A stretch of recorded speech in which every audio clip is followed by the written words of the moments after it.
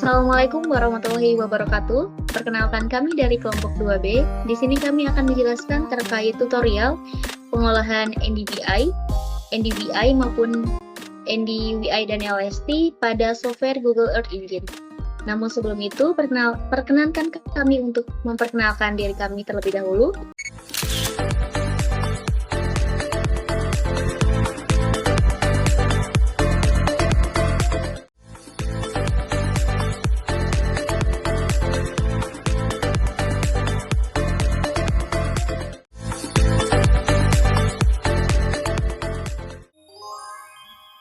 Baik, mungkin sebelum itu kami akan menjelaskan sedikit terkait teori dari NDVI, NDVI maupun LST. Yang pertama ada NDVI, di mana NDVI sendiri yaitu Normalized Different Vegetation Index, di mana dari algoritma NDVI ini merupakan indeks kehijauan atau aktivitas fotosintesis vegetasi dan salah satu indeks vegetasi yang paling sering digunakan, di mana NDVI sendiri didasarkan pada pengamatan bahwa permukaan yang berbeda-beda merefleksikan berbagai jenis gelombang cahaya yang berbeda-beda pula. Untuk rumus NDVI sendiri yaitu near mean rate per near plus rate. Yang selanjutnya ada NDVI. NDVI yang disebut juga Normalized Difference Built-up Index dan UI atau Urban Index merupakan indeks yang sangat sensitif terhadap lahan terbangun atau lahan terbuka yang dikembangkan untuk menonjolkan penampakan lahan terbangun dibandingkan dengan objek lainnya. Untuk rumusnya itu sendiri menggunakan SWIR dan NIR, yaitu SWIR dikurang NIR per SWIR ditambah NIR. Baik, selanjutnya yaitu ada NDVI. Nah, NDVI ini adalah singkatan dari Normalized Different Water Index. Ini merupakan suatu algoritma yang digunakan untuk mendeteksi objek perairan. Nah, NDVI ini merupakan kombinasi dari saluran near infrared dan green yang digunakan untuk mengidentifikasi suatu objek perairan. Nah, untuk rumus dari algoritma NDVI itu sendiri yaitu green min near per green plus near. Yang selanjutnya ada LST atau Land Surface Temperature. LST dapat didefinisikan sebagai rata-rata suhu permukaan suatu permukaan yang dinyatakan dalam piksel dengan jenis permukaan yang berbeda-beda. Besaran suhu permukaannya dipengaruhi oleh panjang gelombang termal infrared yang sensitif untuk suhu permukaan. Nah, untuk rumusnya sendiri ada 1321,0789 dibagi alap 774,8853 dibagi dari band 10 ditambah 1 dikurangi 273. Selanjutnya yaitu cloud masking, di mana cloud masking adalah proses yang dilakukan untuk mendeteksi awan. Cloud masking sering dilakukan jika daerah yang dilihat memiliki awan dan terdapat bayangan awan. Awan dan bayangan akan sangat mengganggu jika dibiarkan karena akan mengurangi kedetailan informasi yang ada pada citra. Baik, di sini kami akan menjelaskan pengolahan algoritma NDVI, dan LST pada platform Google Earth Engine atau GEE. Nah, pertama-tama kita mengimport SHP pada platform GEE-nya dengan cara klik aset, kemudian new, kemudian save file. Kemudian kita pilih filenya.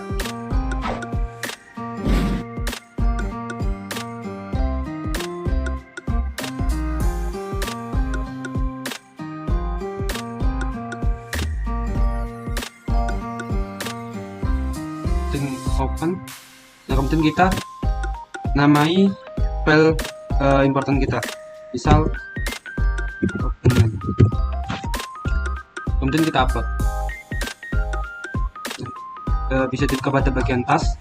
Nah, di sini ada unsubmit task, yang dimana uploadan dari save file tadi baru masih proses.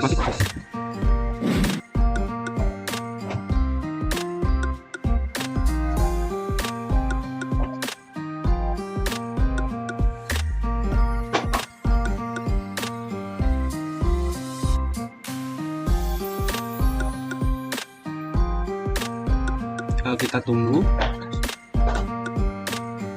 proses uploadnya.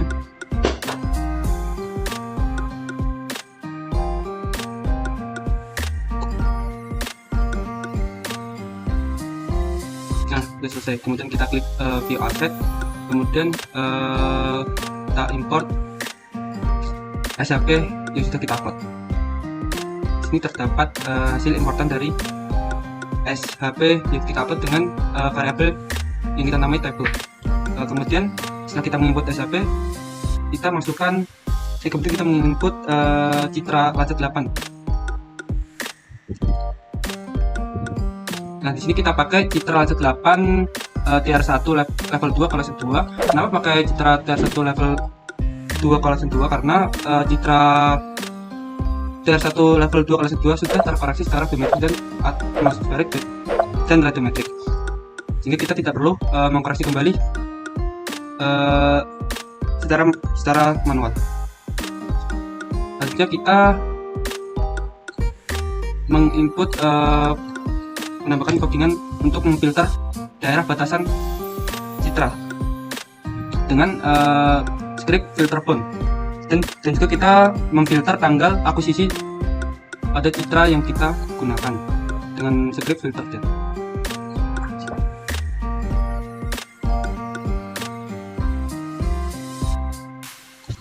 Selanjutnya untuk menampilkan citra sebelum di cloud masking, kita menambahkan script map at layer dengan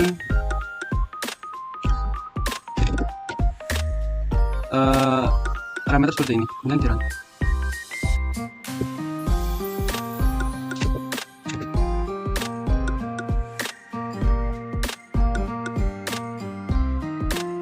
Nah, ini merupakan tampilan citra sebelum di cloud masking. Bisa dilihat di sini masih banyak awan. Ada citra sebelum cloud masking. Nah, selanjutnya kita memasukkan script untuk meng-cloud masking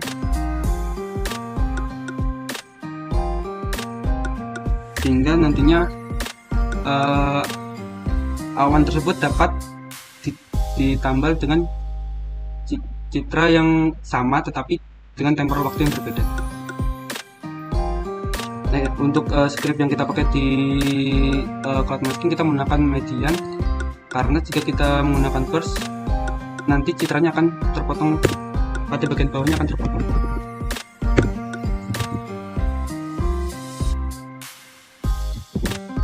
Nah, untuk menampilkan hasil cloud masking kita menggunakan script map at layer.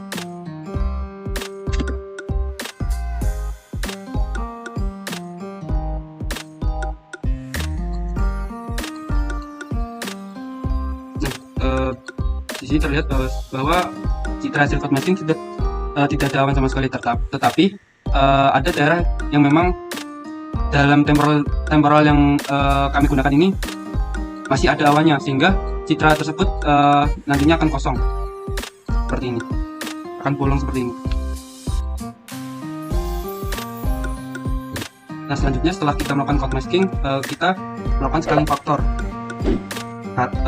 Scaling factor dilakukan karena nilai dari Lancet yang disimpan pada GE itu belum nilai sebenarnya, maka dari itu kita harus mengalihkannya dengan scale factor, sehingga nantinya ketika kita mengolah algoritma NDVI dan yang lainnya kita mendapatkan nilai sebenarnya.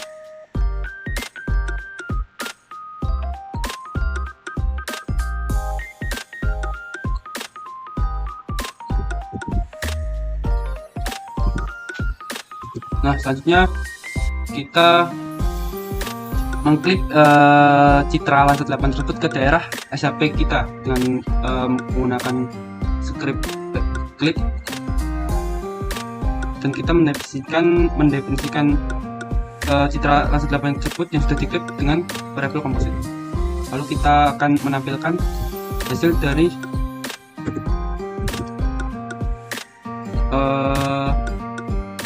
citra yang sudah diklik.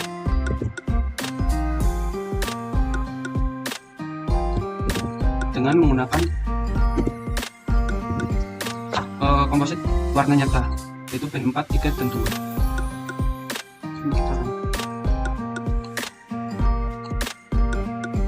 sini sudah terlihat citra Landsat 8 yang sudah diklip ke daerah kita, daerah SMP yang sudah kita upload. Nah, di sini masih terdapat beberapa daerah yang masih berlubang, dikarenakan dalam temporer tersebut masih terdapat awan. Selanjutnya kita akan melakukan pengolahan terkait algoritma NDVI, dan LST, di mana kita di sini menggunakan platform Google Ads Engine, di mana kelompok kami menggunakan daerah Kabupaten Kebumen dan Citra tahun 2015 untuk tutorial pada platform Google Ads Engine ini.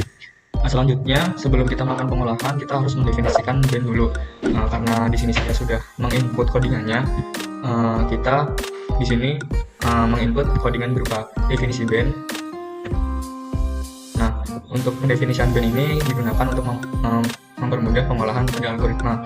Untuk komposit ini sendiri itu sebenarnya berupa band juga, tapi pada kelompok kami itu menggunakan penulisan komposit karena untuk memudahkan pengolahan di kelompok kami. Setelah kita melakukan pendefinisian baik menggunakan band 6, band 5, band 4, dan band 3, selanjutnya kita menginput codingan NDVI-nya untuk pengolahan algoritma NDVI, di mana di sini menginputkan variabel NDVI untuk kelasnya sendiri, yaitu kelas min 0,92 hingga 0,26 ini untuk lahan tidak bervegetasi. Yang kedua, untuk kelas 0,26 hingga 0,53 merupakan kehijauan sangat rendah. Untuk 0,53 sampai 0,69 kehijauan rendah. Kemudian untuk 0,69 hingga 0,8 yaitu kehijauan sedang, dan 0,8 hingga 1 itu menunjukkan kehijauan sangat tinggi. Setelah itu kita menginputkan add layer, di mana di sini kita dapat mengubah warna yang kita inginkan. Di sini warna yang kita gunakan yaitu red, orange, yellow, lime green, dan green. Setelah itu kita langsung run aja. Kemudian karena sebelumnya sudah saya run, jadi nanti hasilnya akan muncul pada layar, di mana hasil pengolahan dari NDVI sebagai berikut. Nah, berikut merupakan pengolahan dari algoritma NDVI. Oke, yang selanjutnya saya akan menjelaskan tentang NDVI. Pertama-tama kita kopas dulu codingannya. Oke. Untuk rumusnya sendiri menggunakan swir dikurang nir lalu dibagi dengan swir ditambah nir. Lalu untuk yang ini untuk pengklasifikasiannya nanti, lalu untuk yang ini untuk warnanya nanti setelah di run. Oke, sekarang kita run.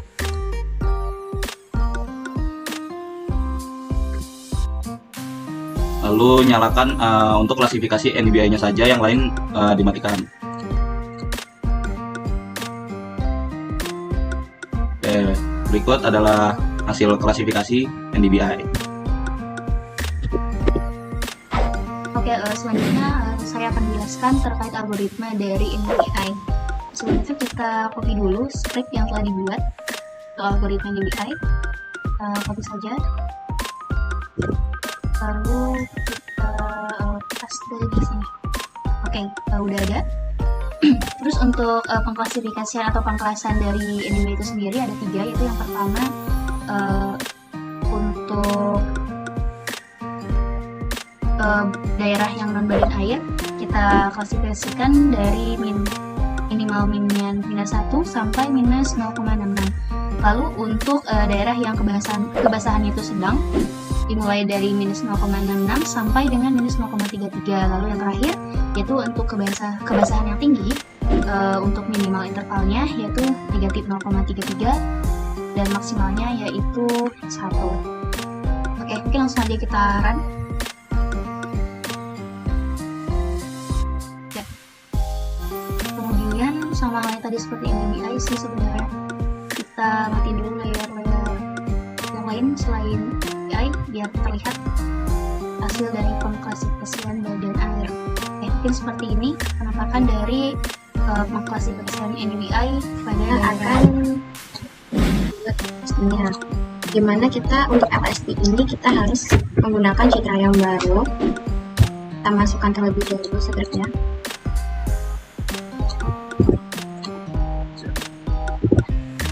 Nah, di citra baru ini menggunakan data Landsat 8, blacknya 1, trinya 1, karena pada citra LSD ini kita harus menggunakan radian terlebih dahulu.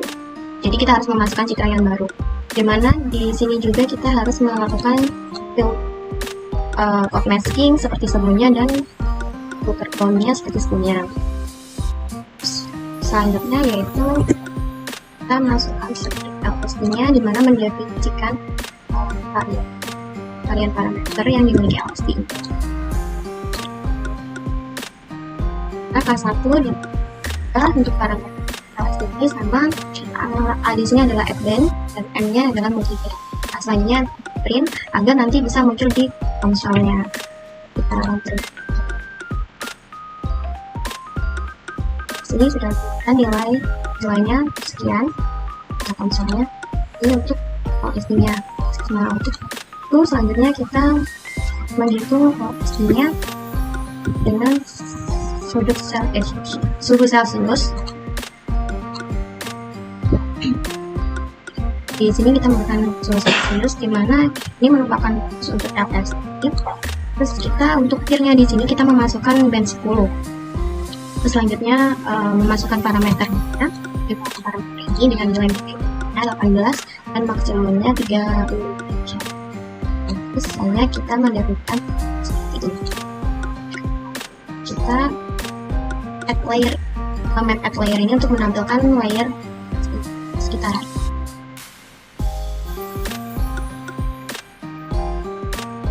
Kita tampilkan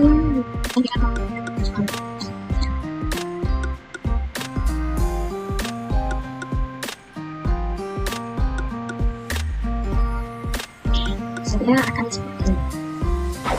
Setelah kita melakukan pengolahan algoritma berupa NDVI, NDVI, dan LSD, langkah selanjutnya kita akan melakukan perhitungan luasan, di mana kita akan menggunakan codingan memisahkan algoritma terlebih dahulu. Codingan udah terinput. Di sini saya menginputkan codingan memisahkan algoritma, di mana tujuan dari memisahkan algoritma ini untuk nantinya dapat dilanjutkan pada tahapan perhitungan luasan, sehingga nanti luas yang dihasilkan yaitu berupa luas air tersendiri, luas bangunan sendiri, dan luas vegetasi sendiri. Setelah itu kita klik run.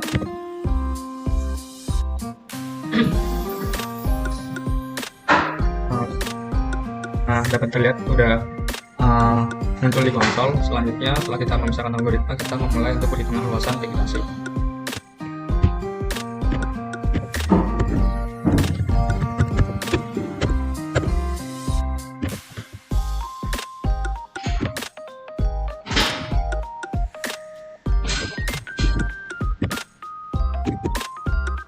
Nah, di sini codingan untuk perhitungan luas vegetasi udah terinput.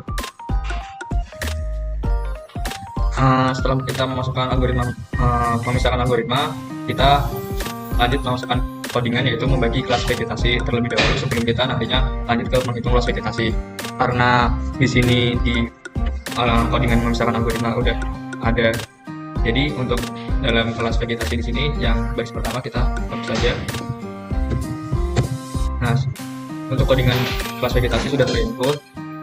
Kemudian kita memasukkan codingan menghitung luas vegetasi, di mana di sini printnya sesuai kelas vegetasi.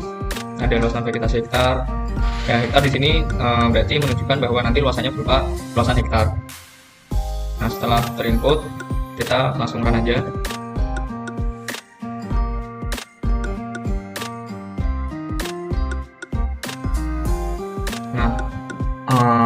Udah muncul pada konsol bahwasanya luas-luas per kelas vegetasi sudah muncul, yaitu luasan vegetasi dengan angka seperti berikut dengan luasan hektar. Sekarang kita ingin melihat layer vegetasi luasannya. Nah, di sini dapat dilihat bahwasanya ini merupakan layer dari luasan yang hanya vegetasi saja. Jika ingin melihat luasan per kelasnya, kita dapat melihatnya pada layer yang klasifikasi NDVI. Nah, yang ini. Jadi nanti untuk acuan luasnya ada pada konsol. Nah, selanjutnya untuk luasan berikutnya kita menginput lagi terkait luasan bangunan.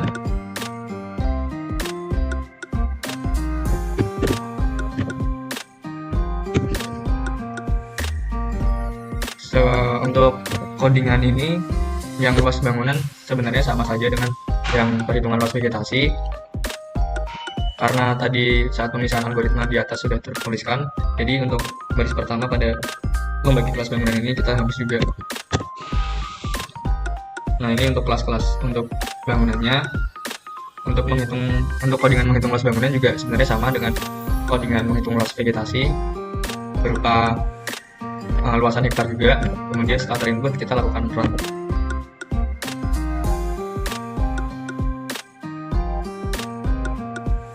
Untuk luasnya sudah terinput pada konsol. Di sini luas non permukiman sudah ada, luas permukiman jarang dan pemukiman rapat, luas pemukiman sangat rapat memiliki nilainya sendiri-sendiri. Kemudian kita akan melihatnya pada layar untuk luas bangunan saja. Nah, berikut merupakan tampilan dari luas bangunan saja. Nah, jika digabungkan dengan perhitungan luas vegetasi, hasilnya akan seperti berikut. Selanjutnya untuk yang terakhir yaitu perhitungan luas perairan atau badan air. Kita inputkan dulu codingannya.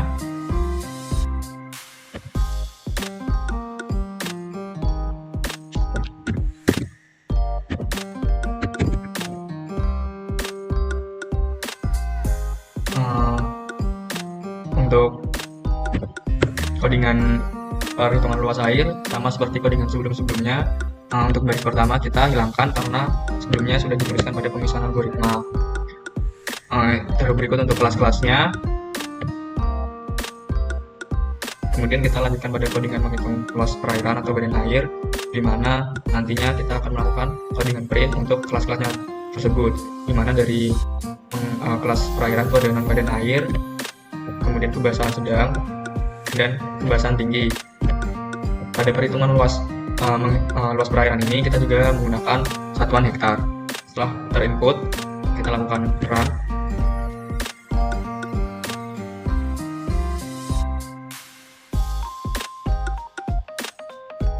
Nah, pada konsol nantinya akan terinput luasan dari perhitungan luas perairan, di mana di sini ada non badan air, kemudian ada kebasahan sedang dan kebasahan tinggi.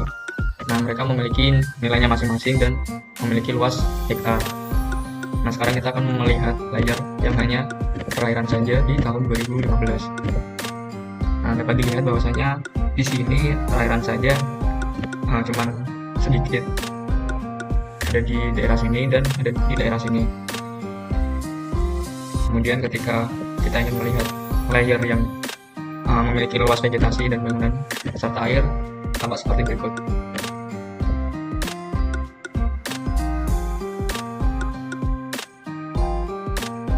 Nah, mungkin berikut tutorial yang dapat kami berikan terkait pengolahan algoritma NDVI, NDVI, serta LST, dan perhitungan luas dari vegetasi, bangunan, serta perairan atau badan air. Audio Jungle.